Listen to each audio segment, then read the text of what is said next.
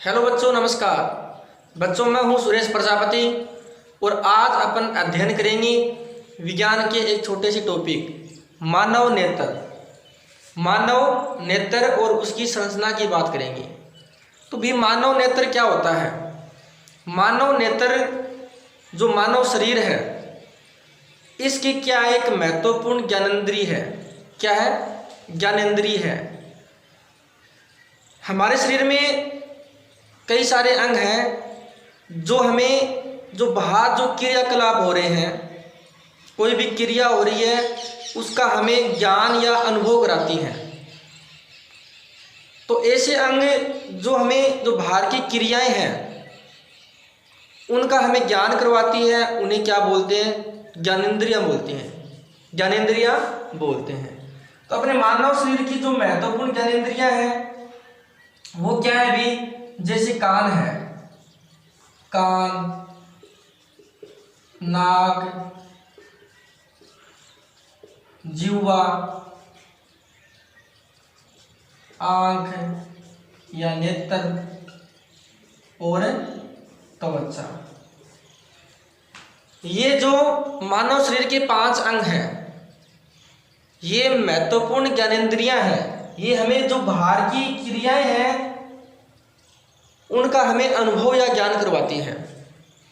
तो इसमें जो कान है, ये जो बाहर कोई भी आवाज है, ध्वनि है, उसको सुनने का, उसे अनुभव करने का काम करती है। कानों के द्वारा हम सुनते हैं ना, तो सुनने का काम किससे होता है? कान से होता है। और नाक है, नाक क्या है भी? ये घ्राण ज्ञानेंद्रिय है। घ्राण यानी सूंघना, सूंघने का ज्ञान है वो कौन करवाता है भी? नाक करवाती है।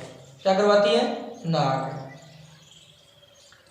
जिह्वा, जिह्वा हमें किसी भी पदार्थ का स्वाद कैसा है, कड़वा है, अम्लीय है, क्षारीय है, नमकीन है, कैसा है, तो स्वाद का ज्ञान हमें कौन करवाती है भी? जिह्वा करवाती है। ठीक है। आंख है, तो आंख है, जिसके आंख है उसके लिए जहान है, यानी संसार है। आंख के बिना हम कुछ देख ही नहीं सकते। तो जो किसी भी वस्तु को देखने का जो काम है वो क्या है भी? नेत्र या आंख करते हैं। और त्वचा, त्वचा हमें स्पर्श का, स्पर्श का, और कोई चीज गर्म है या ठंडी है, इसका ज्ञान कौन करवाता है? त्वचा करवाता है। तो ये 5 महत्वपूर्ण ज्ञानेंद्रियां हैं और उसमें से जो आंख है वो भी एक सबसे महत्वपूर्ण क्या है भी? सबसे महत्वपूर्ण ज्ञानेंद्रिय है। और कोई चीज नहीं हो तो काम चल जाए भी, कान नहीं हो तो काम चल जाए भी। ठीक है। लेकिन जो आंख है, आंख या नेत्र, ये नहीं हो तो इसके बिना अपना काम नहीं चल सकता भी। कुछ देख ही नहीं सकते अपन, कुछ कर ही नहीं सकते, कहीं जा ही नहीं सकते, क्या देखेंगे? तो आंख या नेत्र है, ये महत्वपूर्ण ज्ञानेंद्रिय है। अब आंख के द्वारा अपन देखते कैसे हैं भी? अपन पूछें कि कोई भी वस्तु है वो हमें कैसे दिखाई दे रही है, तो अपन बोलेंगे आंखों के द्वारा दिखाई दे रही है। आंखों के द्वारा दिखाई दे रही है। तो मैं बात करूं कि ये जो पेन है ये मुझे क्यों दिख रहा है भी? तो भी आप बोलोगे ये पेन मुझे दिख रहा है, आंख के द्वारा दिख रहा है, आंख के द्वारा दिख रहा है। अब भी मैं इस पेन के आगे हाथ कर लिया, अब ये पेन मेरे को नहीं दिख रहा है, पेन मुझे नहीं दिख रहा है। आंख तो है भी, आंखों से देख रहा हूँ लेकिन मुझे नहीं दिख रहा है। क्यों नहीं दिख रहा है भी? क्योंकि बीच में क्या आ गया? हाथ आ गया। ऐसे ही बोर्ड के आगे जो लिखा हुआ है वो मुझे दिख रहा है भी, लेकिन बोर्ड के पीछे क्या लिखा हुआ है, पीछे क्या है, क्या वस्तु है, वो मुझे नहीं दिख रही है। आंख तो है, आंख तो मेरे पास में है लेकिन मैं नहीं देख पा रहा हूं।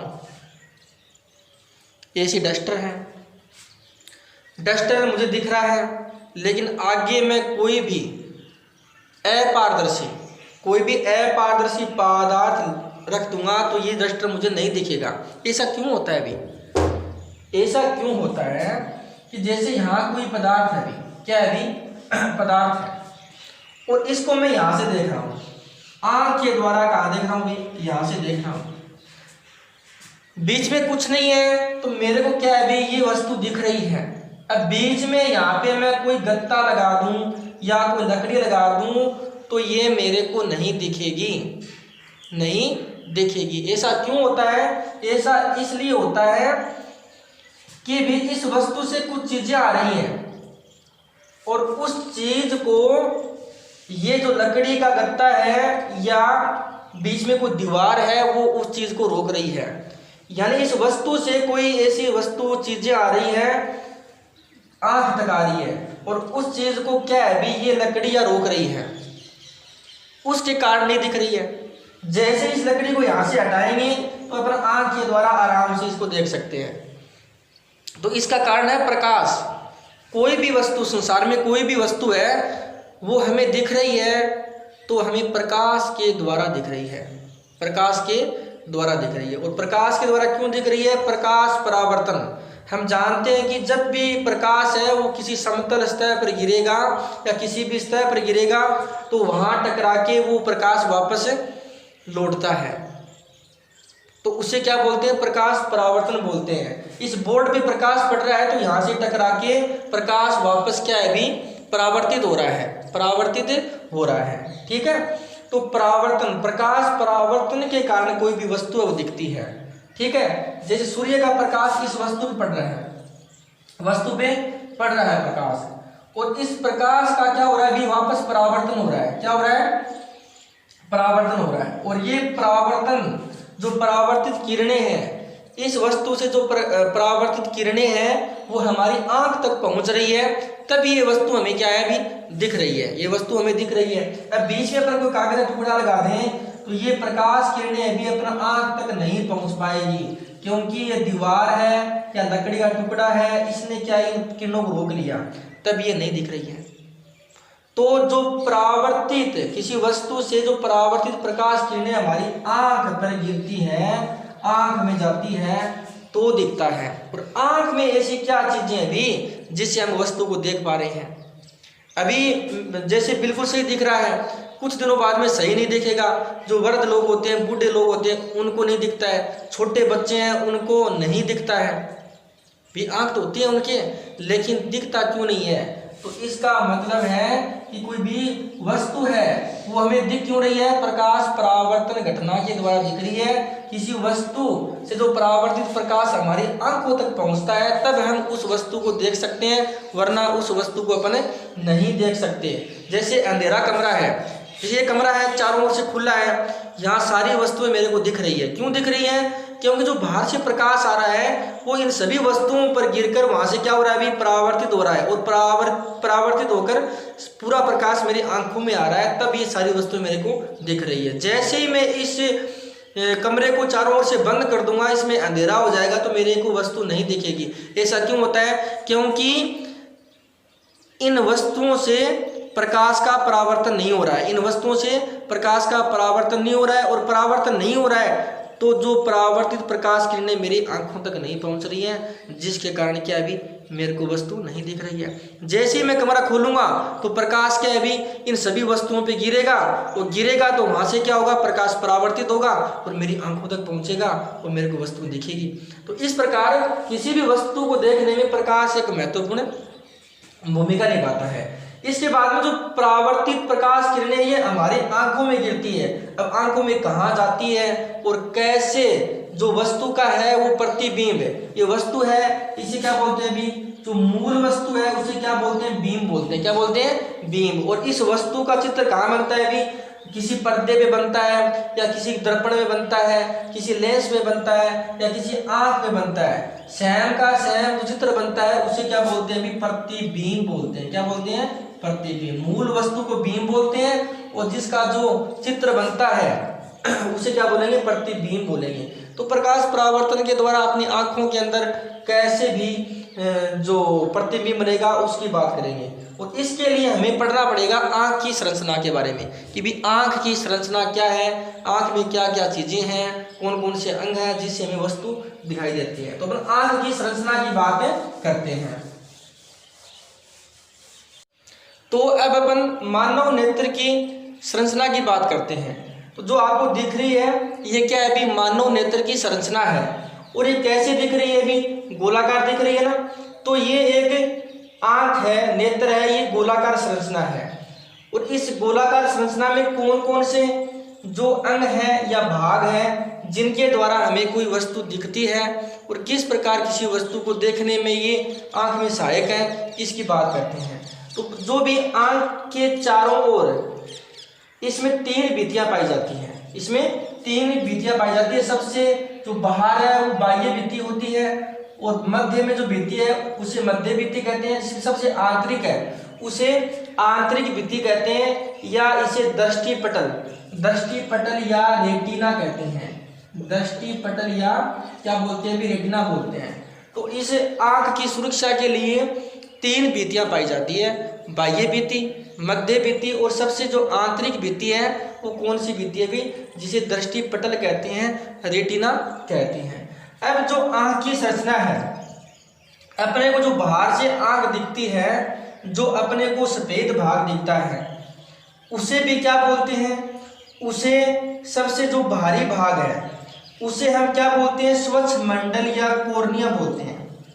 और स्वच्छ मंडल और कॉर्निया है, यहाँ से ही जो प्रकाश किसी वस्तु से परावर्तित हो क्या रहा है, स्वच्छ मंडल या कॉर्निया के द्वारा ही आंख में प्रवेश करता है। तो जो आंख का सबसे बाहरी जो अपने को सफेद भाग दिखता है वो क्या होता है भी, स्वच्छ मंडल या कॉर्निया होता है। और ये कॉर्निया कैसा होता है भी, सफेद रंग का होता है। सफेद क्यों होता है, क्योंकि इसके अंदर जो रक्त वाहिका है, रक्त वाहिनी है वो नहीं पाई जाती है, जिसके कारण भी क्या है, इसका रंग क्या होता है भी, सफेद होता है। ठीक है। अब जो ये स्वच्छ मंडल कॉर्निया है, इसके अंदर भी क्या है, इसके अंदर जो द्रव्य भरा होता है उसे क्या बोलते हैं भी, नेत्रोद्रव्य बोलते हैं। क्या बोलते हैं, नेत्रोद्रव्य। और इस नेत्रोद्रव्य है, इसके द्वारा ही जो कॉर्निया है, स्वच्छ मंडल है, इसको क्या है भी, पोषण प्राप्त होता है। क्या होता है, पोषण प्राप्त होता है। तो नेत्रोद्रव्य के आगे जो हमें पेशीनुमा संरचना दिख रही है दोनों ओर, वो उसे क्या बोलते हैं भी, उसे परितारिका बोलते हैं। क्या बोलते हैं भी, परितारिका बोलते हैं। क्या बोलते हैं, परितारिका। अब ये परितारिका क्या करती है, जो पुतली है, परितारिका है, इसे आइरिस भी बोलते हैं। परितारिका को आइरिस भी बोलते हैं। तो परितारिका और आइरिस है, ये पेशीनुमा संरचना है। और इसका क्या कार्य है कि परितारिका के मध्य में जो गोल भाग होता है, क्या होता है भी, मध्य में गोल भाग होता है, उसे क्या बोलते हैं, पुतली बोलते हैं। क्या बोलते हैं भी, पुतली। अब इस पुतली के आकार को छोटा या बड़ा करने का कार्य कौन करती है भी, परितारिका करती है। और जो अपने आंख के बीच में जो गोल गोल संरचना दिख रही है, गोल गोल संरचना दिख रही है, उसे क्या बोलते हैं भी, क्या बोलते हैं, उसे परितारिका बोलते हैं। परितारिका बोलते हैं। और परितारिका के बीच में जो गोल संरचना होती है, गोल संरचना होती है, उसे क्या बोलते हैं भी, उसे पुतली बोलते हैं। क्या बोलते हैं, पुतली। और जो परितारिका का रंग होता है उसी के आधार पर अपन किसी आंख का रंग है वो कैसा होता है उसका अपन अनुमान लगाते हैं। कि किसी का रंग जैसे हरा होता है कई आंखों का, तो उसका जो परितारिका का रंग है वो क्या होता है, हरा होता है। तो सबसे बाहर क्या हो गया, स्वच्छ मंडल कॉर्निया हो गया। और कॉर्निया के आगे क्या हो गया अभी, जो नेत्रोद्रव्य, और नेत्रोद्रव्य के आगे परितारिका, जो क्या है अभी, जो पुतली है उसके आकार को नियंत्रित करती है। इसके अलावा जो बाहर से परावर्तित प्रकाश आ रहा है, उस परावर्तित प्रकाश की मात्रा को नियंत्रित भी कौन करता है अभी, जो कॉर्निया और परितारिका है ये नियंत्रित करते हैं कि अंदर कितना प्रकाश जाना है, कितनी प्रकाश किरण जानी है। और जो प्रकाश का अपवर्तन है वो कहाँ होता है अभी, जो कॉर्निया है, कॉर्निया स्वच्छ मंडल है, उससे भी क्या होता है अभी, प्रकाश का अपवर्तन होता है। अब जो पुतली है, पुतली है, इस पुतली के पीछे क्या होता है अभी, लेंस होता है। क्या होता है, पुतली के पीछे क्या होता है अभी, लेंस होता है। और लेंस किसका बना होता है अभी, लेंस है ये रेशेदार जेली पदार्थ का बना होता है। रेशेदार जेली पदार्थ का बना होता है लेंस। और इस लेंस से क्या है अभी, जो प्रकाश है वो गुजरेगा, अपवर्तित होगा। और ये अपवर्तित प्रकाश कहाँ जाएगा अभी, जो रेटिना है, दृष्टिपटल है, दृष्टि पटल रेटिना है वहां जाएगा। इस जो लेंस है यहाँ से प्रकाश अपवर्तित होगा और अपवर्तित होकर जो कोई सामने वस्तु है उससे जो प्रकाश परावर्तित हो रहा है, यहाँ से परावर्तित होकर लेंस से अपवर्तित होकर जो प्रतिबिंब बनेगा, इस बिंब वस्तु का प्रतिबिंब बनेगा, वो कहाँ बनेगा भी, जो दृष्टि पटल रेटिना है वहाँ भी क्या बनेगा भी, इसका बिंब बनेगा। और जो प्रतिबिंब है, प्रतिबिंब जो रेटिना पे किसी बिंब का वस्तु का प्रतिबिंब बनेगा वो हमेशा क्या बनेगा भी, उल्टा बनेगा। क्या बनेगा? उल्टा बनेगा। ठीक है। अब यहाँ किसी वस्तु का प्रतिबिंब बन गया और इस रेटिना से दृष्टि पटल से विभिन्न प्रकार की दरक तंत्रिकाएं निकलती है और वो कहाँ जाती है भी, मस्तिष्क में जाती है। कहाँ जाती है? मस्तिष्क में जाती है। और ये जो उल्टा प्रतिबिंब बना है इसकी जो सूचना है विद्युत आवेगों के द्वारा कहाँ जाएगी, मस्तिष्क में जाएंगे। और मस्तिष्क में क्या होता है भी, इसका जो सीधा चित्र है वो हमें दिखता है, प्रतिबिंब का सीधा जो चित्र है वो हमें मस्तिष्क में दिखता है। तो इस प्रकार से ये भी आंख की संरचना है और किस प्रकार से प्रतिबिंब बनता है। अब जो सबसे महत्वपूर्ण जो अंग है इसमें भी रेटिना है, दृष्टि पटल या रेटिना है, यहाँ प्रतिबिंब बनता है। रेटिना में कोई खराबी हो जाए तो प्रतिबिंब है वो क्या नहीं बनेगा, सही नहीं बनेगा। ठीक है। और भी इसमें जो सबसे महत्वपूर्ण भाग है आंख में वो है लेंस। इस लेंस की वक्रता के कारण ही अपने को पास की वस्तु या दूर की वस्तु है वो दिखती है। अब इस लेंस की जो वक्रता है उसका नियंत्रण किससे होता है भी, पक्षमापी पेशियों के द्वारा होता है। पक्षमापी पेशियां हैं, इसमें शिथिलन या सिकुड़ने के कारण इसमें वक्रता जो है इसमें परिवर्तन होता है, लेंस के आकार में परिवर्तन होता है, जिससे अपने को दूर की वस्तु या पास की वस्तु है वो दिखती है। अब यदि इस लेंस के पास में जो पक्षमापी पेशी है इसमें शिथिलन हो तो क्या होगा भी, ये जो लेंस है इसकी आकृति है वो पतली हो जाएगी। आकृति पतली हो जाएगी तो क्या है भी, इसकी वक्रता है वो कम हो जाएगी और इसकी फोकस दूरी है वो क्या है भी, बढ़ जाएगी। फोकस दूरी बढ़ जाएगी तो अपने को दूर की वस्तु है वो क्या है भी, पास दिखेगी। जब दूर की वस्तु दिखते हैं तो अपने आंखों में कोई खिंचाव नहीं होता है, बिल्कुल आंख एकदम स्थिर होती है, रिलैक्स होती है, जिससे क्या है भी फोकस दूरी बढ़ जाती है और अपने को अनंत दूरी से वस्तु साफ दिखती है। ठीक है। अब यदि पक्षमापी पेशियां इसमें सिकुड़न हो जाएगा, खिंचाव होगा, तो क्या है इसमें जो वक्रता है वो क्या है भी, बढ़ जाएगी, वक्रता बढ़ जाएगी। और वक्रता बढ़ने से क्या है भी, जो फोकस दूरी कम हो जाएगी, जिससे अपन क्या है भी जो नजदीक की पास की वस्तु है उनको अपने बिल्कुल साफ देख सकते हैं। जब दूर की वस्तु देखेंगे तो आंख क्या एकदम शिथिल हो जाती है, अपने को ऐसे नहीं करना पड़ता है, ऐसे। ठीक है। और पास की वस्तु देखते हैं तो अपने आंखों में थोड़ा खिंचाव आता है।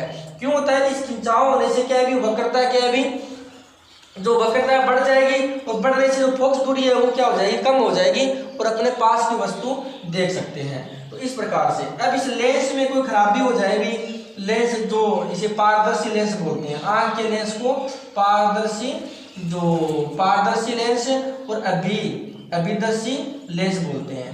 पारदर्शी और अभिदर्शी लेंस है।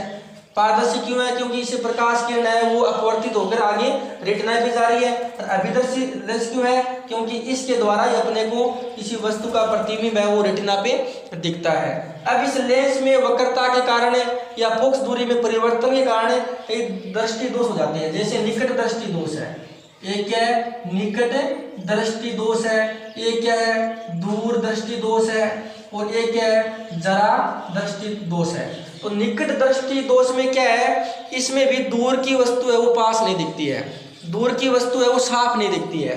निकट दृष्टि, नाम निकट है लेकिन इसमें क्या है भी, दोष क्या है, दूर का होता है, दूर की वस्तु अपने को साफ नहीं दिखती है। और दूरदृष्टि दोष में दूरदृष्टि दोष है, नाम दूरदृष्टि का दोष आ रहा है लेकिन क्या है, दूरदृष्टि दोष में पास की वस्तु अपने को साफ नहीं दिखती है। और जरा दृष्टि दोष ये क्या है भी, उम्र के हिसाब से होता है। जैसे जैसे उम्र बढ़ती है तो लेंस है इसमें क्या है भी कमजोरी आने लग जाती है, जिससे क्या है भी अपने को दूर की और पास की वस्तु क्या है भी साफ नहीं दिखती है।